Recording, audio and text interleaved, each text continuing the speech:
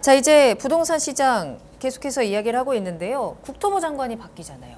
네. 그렇잖아요. 네. 이제 지난 26일에 이제 첫 출근을 한 우리 박상우 국토부 장관이 그럼 과연 새로 취임한 만큼 어느 정도 좀 변화를 계속해서 꾀하려고 할 것 같은데 어떤 움직임이 나올까요?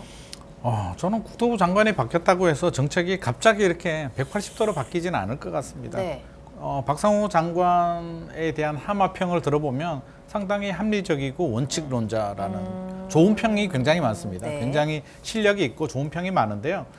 자, 시장 흐름에 따라서 움직이거든요. 장관이 내가 이런 생각을 가지고 있다고 해서 정책 방향이 내가 규제를 풀어줘야지 규제를 풀어주지 않고 시장 상황을 보면서 주택시장 안정에 도움이 된다면 규제를 풀어주고 네. 그렇지 않다면 풀어주지 않습니다.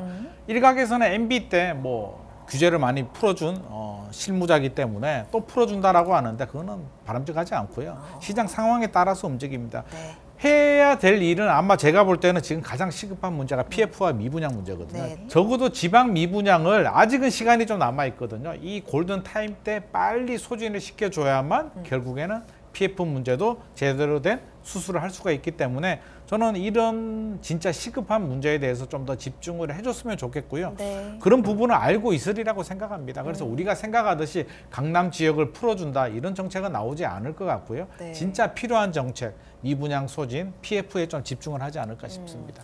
저도 그래서 청문회를 조금 살펴봤는데 이분이 하신 부동산 시장 관련된 발언을 보면은 주택 가격이 소득 대비 다소 높다라는 발언하셨고 또 실거주 의무 폐지는 좀 찬성한다. 그리고 도심의 오피스텔 같은 공급들은 부족해서 좀 활성화시켜야 된다라는 얘기들을 하시는 걸 봤는데요.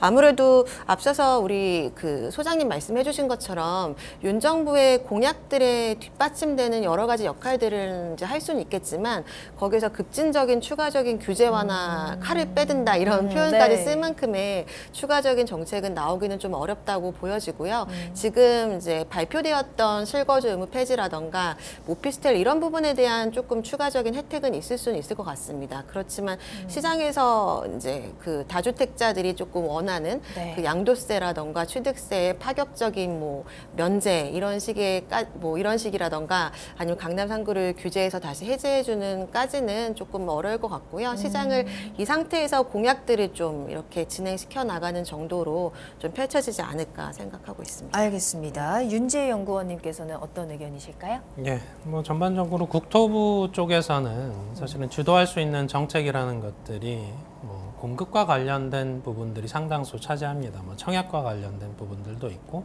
앞으로 공급량을 어떻게 조절할 거냐, 네. 혹은 분양가를 어떻게 통제할 거냐, 혹은 규제 지역을 어떻게 정비할 거냐 여기에 대한 이슈들이 있는데 현 정부도 그렇고 새로운 국토부 장관 후보님도 그렇고 사실은 규제 완화라는 표현을 하지는 않습니다.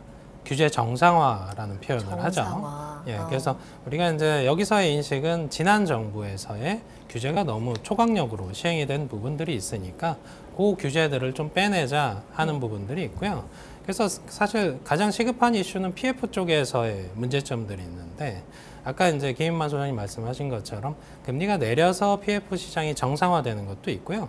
더불어서 금리는 그대로 있어도 사업 수익성이 개선되면 이른바 이제 건축비라는 부분들, 요소들을 개선을 하면 분양가 통제 강도를 좀 줄이면 사실은 수익성이 좀 개선이 되면서 네. 시장이 정상화될 수도 있습니다. 결과적으로 정부 입장에서는 이 규제 지역 완급 조절을 통해서 혹은 분양가 완급 조절을 통해서 이 공급에 대한 이슈 혹은 미분양 문제들을 해소하는데 일단 초반에는 좀 경주하지 않을까 이렇게 보고 있습니다. 알겠습니다.